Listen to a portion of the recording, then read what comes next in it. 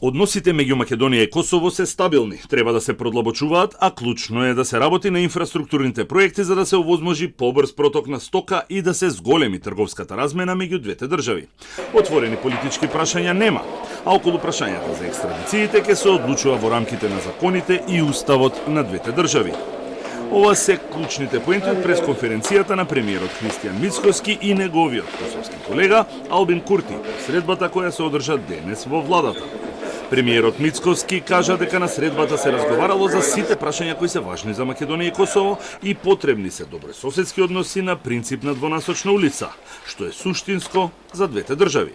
Исклучително плодни и искрени добрососедски односи, како влада ќе стоиме позади овој принцип и не гледам причина зашто тоа да не се случува во иднина. Размената за 2023 година е на ниво на половина милиарда евра и не гледам причина зашто со напорите на двете влади таа размена да не биде уште поголема. Со изградбата на инфраструктурните проекти, автопатот кој што ќе го повезе граничниот премин со нашиот главен град, потенцијалниот патен правец кој што ќе ги поврзе Тетово и Призрен.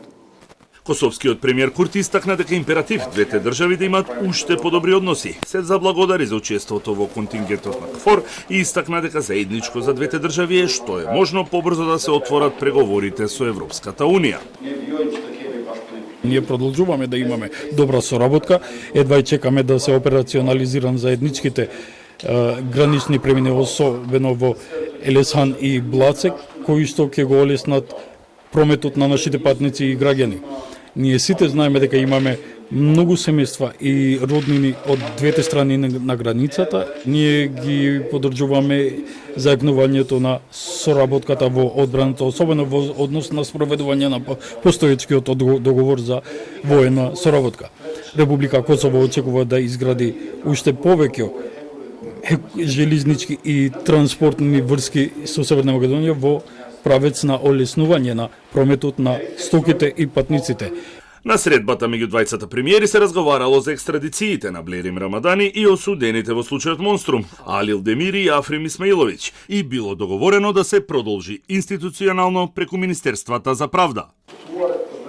Меѓу нашите соодветни министри за правда ќе бидат во постојан и директен контакт меѓу себе, се ќе биде во функција и правец на општата вредност која што е заснована на уставот и законите, постапките и институционалните процедури во двете држави, но исто така и во рамки на добрите соседски и европски односи кои што ние сакаме да ги негуваме.